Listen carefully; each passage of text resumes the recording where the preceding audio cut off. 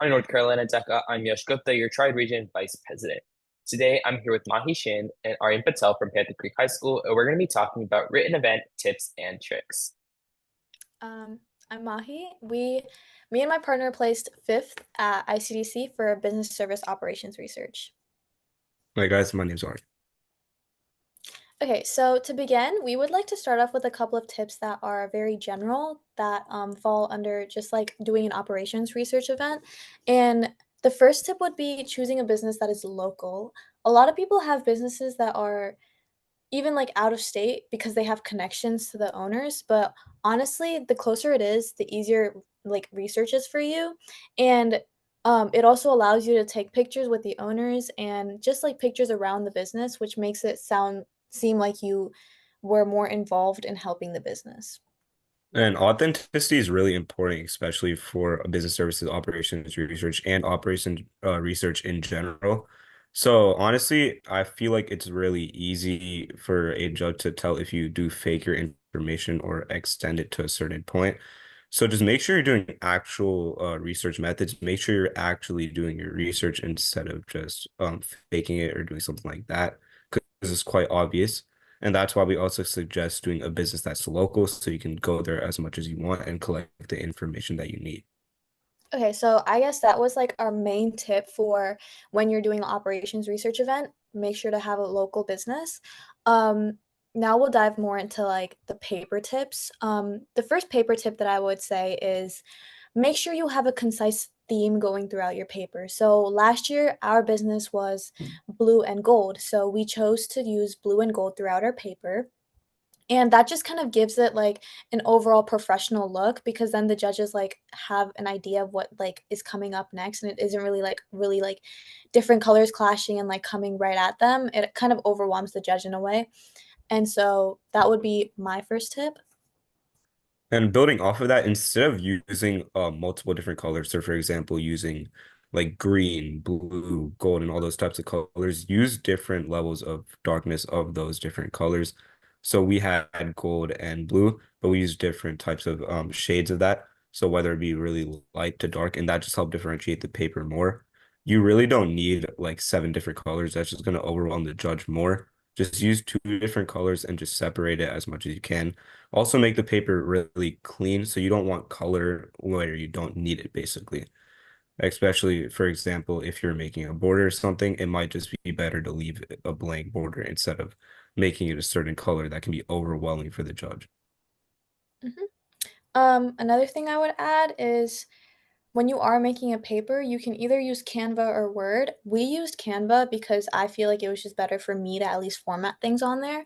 So either one is obviously like a good option, but Canva I would say is more of like the formatting um type of platform to use, but Word is very like formal and already kind of has like margins and everything given to you. But one thing I will say is when you guys are making a paper on either one of these, make sure to keep the background white. I've seen a lot of people make backgrounds like light blue and like um, purple or just random colors, and it just does not look professional. So much as you can, try to keep it as professional as possible. And moving on to the actual paper aspect, right? When you're actually writing it down and different things like that, make sure you have enough information. I've often seen, especially as a VP now of my own school's DECA, when I get when I review people's papers, I often see that they try to fill in blank space with large pictures that are unnecessary and different things like that. Your goal at the end should be to cut down the paper, not add on to make 20 pages. Like 20 pages should seem like a hard limit because it's too less, right? So you basically want to reach that level of information to the point where you have to start cutting down information. That's when you know you're doing BOR in general correctly. If you're struggling to figure out those 20 pages, you have to add on more information or figure out a way to really incorporate that. And moving on to just using useless images. So I've often seen this a lot as well. So people might just AI generate an image of a business or something like that. I did this my first year of DECA. Do not waste your space on these types of images because honestly, judges can view right past it. They know that you're trying to cover up half the page with that one image. So try to use really useful graphics that the reader is actually able to differentiate with your actual text, and that will help guide the reader to actually understand what you're doing and what your overall goal is through the research. Mhm. Some images that I would say, like, you could use are maybe graphs of any, like, financials that you wanna include, or even, like, um, an organizational chart that has, like, a organizational hierarchy of, like, oh, like, this is the manager, this is the like, the directors that are under him, like, it's just, like, something that relates to your paper more than just images of the business itself. 'Cause then it makes obviously, like, whenever you're working on your paper, you have to look at it in the aspect of a judge. A lot of people don't do that, and it sounds really, like, small, but, like, it's something that really helped us this year because I remember when me and Aaryan were working together, there would be a lot of times where he would be like, "Oh, should I add this?" And then, like, we would sit down and we would be like, "Okay, like, as a judge, would I wanna look at this?" Like, as a first timer, like, because BOR this was our first year doing BOR too, so in a way, like, it was easy for us to look at it as, like, oh, a judge because we didn't know exactly, like, what was coming towards us. So, think of it as if, like, a judge is as if you are the judge. So, if you see something that's too overwhelming on your paper that not even you wanna read, take it out. Don't overthink it. It's something like it's just a really good way to give yourself less stress for the fact that, like, these papers do get overwhelming at a point, like, 20 pages seems like a lot, but I promise you if you, like, just look at it in the way of a judge, it really is not that difficult. Um Yeah, similar to what Mahi said, the complex is not always the best decision, if that makes sense. Mhm. So basically, when you're making different graphics and stuff, you want to make sure they're not too wordy because graphics are kind of used to kind of distract the reader in a way, or kind of let them rest their eyes to let them summarize the information. So if you're just trying to make your whole paper really wordy, it might seem really good to you because you're going in depth, but to a reader, they're just trying to understand the point of what you're trying to do. So for example, through your research methods, your research timeline, your findings and conclusion, although they should have a lot of depth to them, they should also be easy to comprehend. And just building off of that a little, don't use many big words that are unnecessary. Like, even though this is a professional paper, you don't want to use words that you're completely just either don't know or don't make sense at all. And you have to understand that these readers are also just people like you. They're volunteers who chose to be there. So just make sure you're making your paper make sense to you, which will overall then make sense to a judge. And one of the last points that I would give for a paper is to make sure you are looking at the DECA guide. Um, not the DECA guide, but, like, the guide that is given for that event. So, when you go to the website, there's a bunch of guides and stuff. BOR has its own, and there's a whole table of contents that you have to follow. There's, penalty points. Penalty points is so important. There are so many ways you can lose points on your paper and presentation, so make sure to read those very, very carefully because you do not wanna put in that much effort just to not know what you can get penalty points on and then get them at the like when you're like at your presentation. So make sure to look at that. Make sure to look at the rubrics. Rubrics are very important to look at because that is literally what the judge follows straight from top to bottom. And yeah, that would probably be my last paper tip. Arian, I don't know if you have any. Do you? Yeah, just to kind of sum it up, make sure because going back to the authentic point, right? Mhm. Authentic goes beyond just like being honest with your paper, but also making it a paper that's also clear and like visible to the reader, right? Just don't overdo it, don't overthink it. It's a paper overall, you're still in high school, although you're supposed to make the paper really nice. It doesn't have to be at the point where it's super complex or wordy. That's just going to overwhelm the reader, if that makes sense. Now we'll move on to the presentation tips. My first presentation tip would be to make sure that your presentation is not exactly like your paper. A lot of cases, like from when I've like viewed other people's presentations, I've noticed that the way they format their presentation is like just pulling points out of your paper.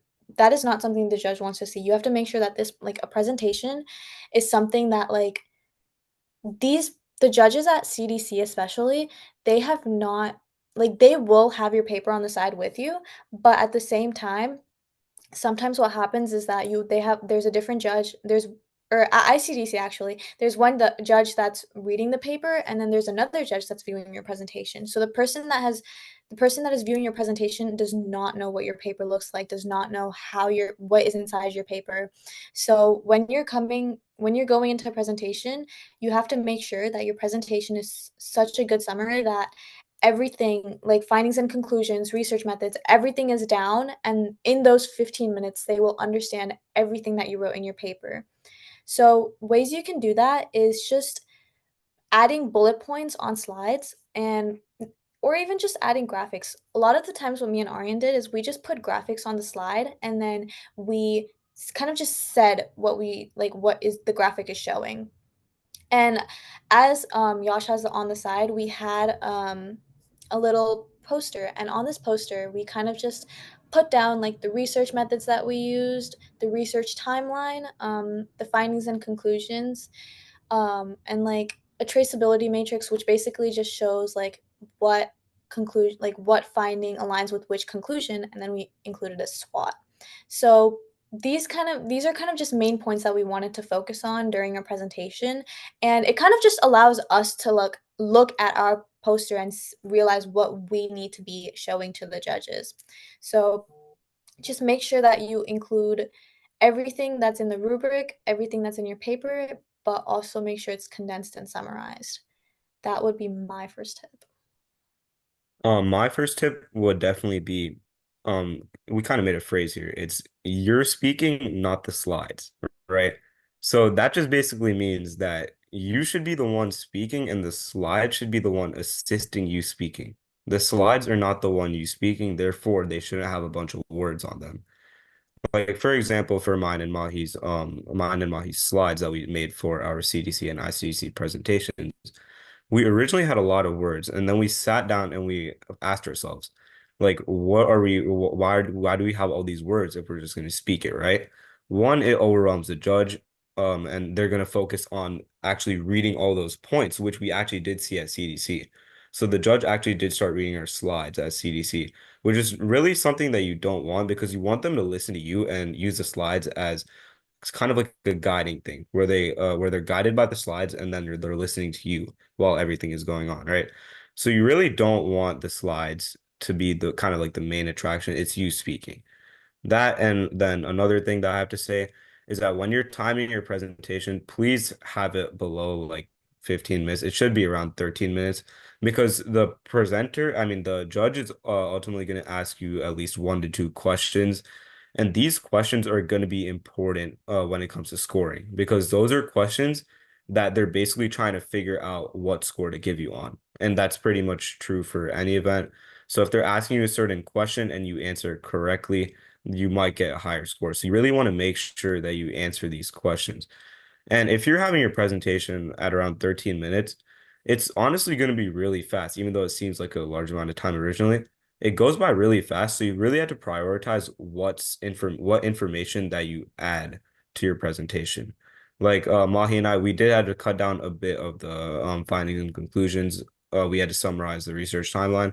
You really can't go through each point, but that's okay because especially for CDC, our judge was literally going through our entire paper on a PDF on his iPad while we were presenting, right? So he has the entire paper with him, and you have to understand that the judge is probably going to look at your paper before you present or during when you present.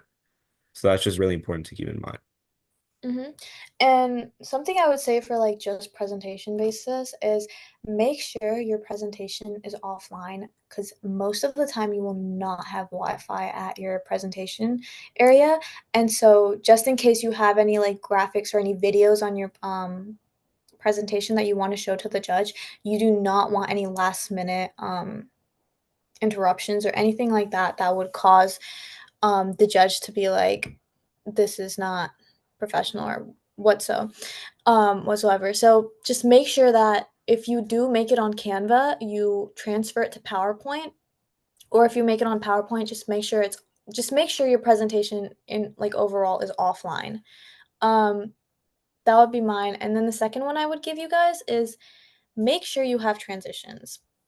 Um, Honestly, like transitions might not look professional, but I remember during ICDC, during our first round, our judge was like, "Oh, like towards the end of it, he was giving us feedback, but he was also giving us questions." And during his feedback time, he was one of his questions was, "Oh, what did you guys like? I really like your transitions. What did you guys make your PowerPoint on?"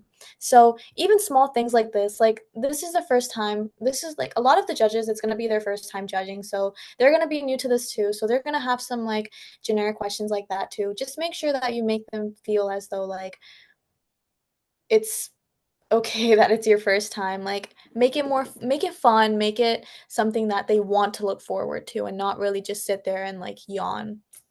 But Just yeah. yeah, just keep in mind that even at CDC, they're not getting paid for this. Like they're not Yeah. getting paid. They're there for fun, honestly. Like they're there for their own sort of entertainment and enrichment. So if you keep it professional as possible, like obviously the goal is to treat them like an actual like client or like something like that. But ultimately, if you do treat them like a real client, they're going to be more interested in everything that you're doing instead of you yourself. And they should be interested in both because your character all honestly plays a really important part in your presentation. If you talk mundane like I usually do right now, like it's not gonna be a good look for you. Like you have to show emotion and you have to like show that like you care about your topic. And another thing that I have to say is that you don't have to have certain points that everyone else has. So what I've noticed is that honestly like teams in our school they'll like copy well, as in copy that means like use the same type of information that other teams are using especially for written events.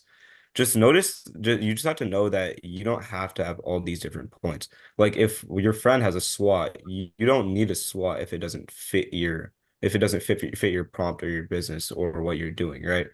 Use your space how it's best going to fit you and be creative with it. Don't like try to do the same thing over and over. That's not going to lead to success. Ultimately, you have to carve your own path, and that's what's going to help you place at CDC and at ICDC. And then I think the last tip we'll give for the day is make sure to use props. Obviously, everyone is going to have a slideshow and everyone is going to have a poster, but there are other things that like the judge wants to see. Be unique. Either a brochure or anything like that is unique to your business that would make you look different from the other teams that you're competing against. Add that to it. Obviously, you don't want to overwhelm the judge, so don't bring like 3 to 4 props, but like you could bring like a brochure, you could bring a poster, slideshow, and maybe one more thing that would like make it um unique. Because at the end of the day, that's all you want. You want to be unique, you want to be different from the others, and you want to place. That'll be all, Yash. All right, these were some amazing tips. Thank you so much, Mahi and Aryan. If you guys have any questions, feel free to reach out to us, reach out to them, and refer to the toolbox for more information.